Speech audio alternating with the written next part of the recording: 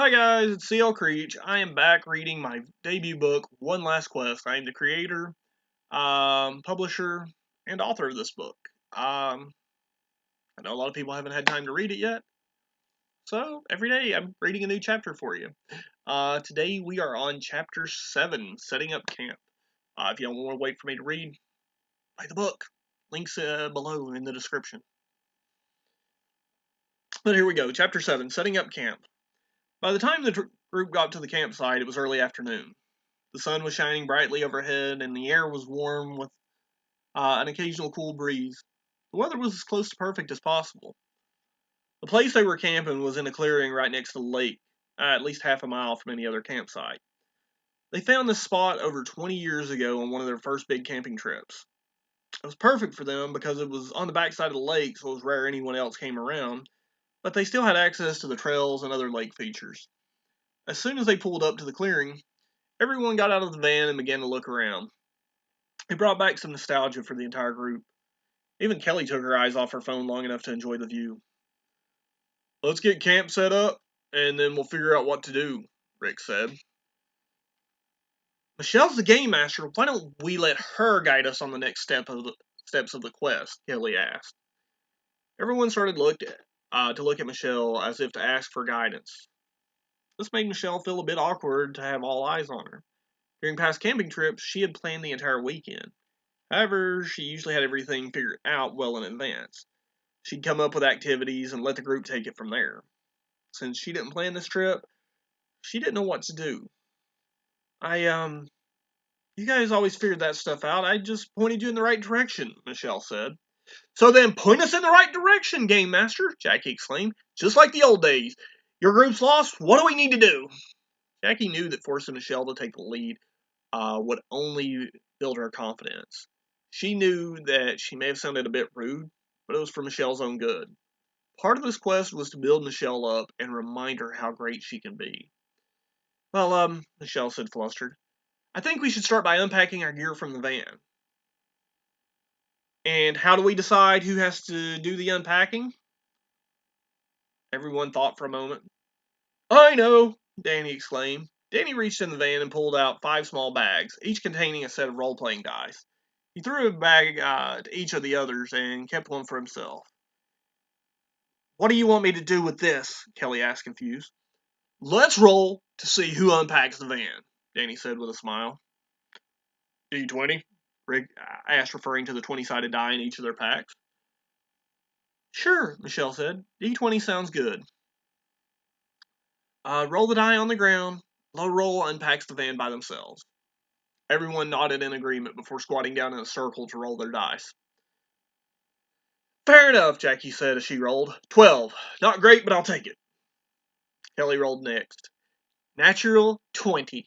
Kelly exclaimed as she stood up and began to do a little dance. "I don't have to unpack the van. I don't have to unpack the van." The rest of the group just stared at Kelly for a moment. "Calm down," Rick said. "It's my turn." Rick rolled his die across the ground. 7, Rick stated. "Looks like it'll probably be me, and I'm okay with that." "Nope. Nope. It's me," Danny said, looking at the die he just rolled. "I got a 2. "My turn," Michelle said. "No!" Jackie exclaimed toward Michelle. "You're the game master. We do the work, and you guide us. That's what you're supposed to do. What else needs to be done?" Everyone stood up, and Michelle started walking around the campsite trying to think. She was trying to be the game master everyone remembered, but it had been a long time.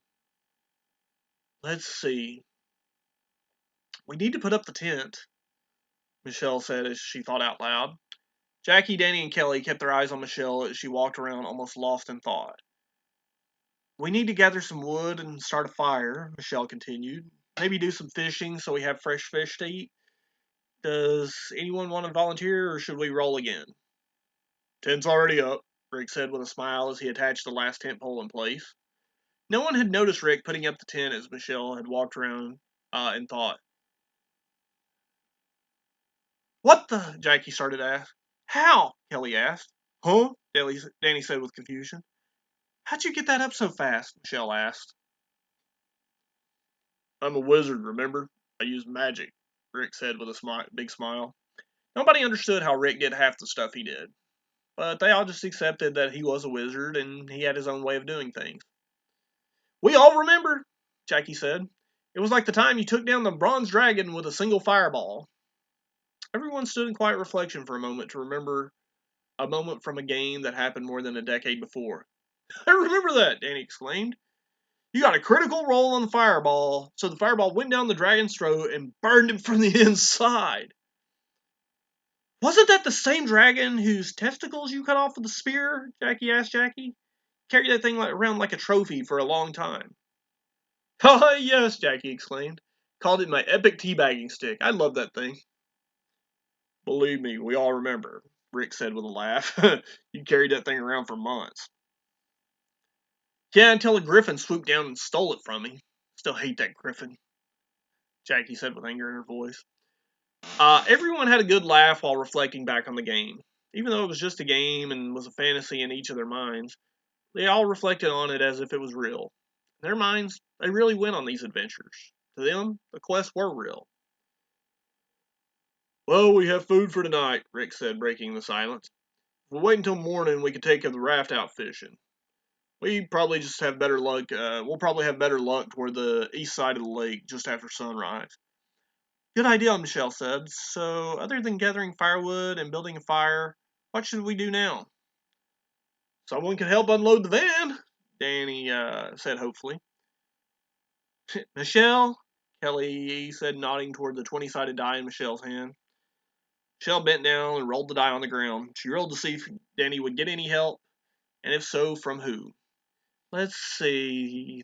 3. Sorry, no help, Michelle said. Always get the worst rolls, Danny said, pouting. Rick thought for a moment before saying, Brought some boffer weapons. How about an old school dueling circle? Boffer weapons were made mostly of foam. They were used a lot in role playing and LARPing. They allow players to have full combat with minimal risk of hurting someone else. Sounds good, Michelle said with a smile.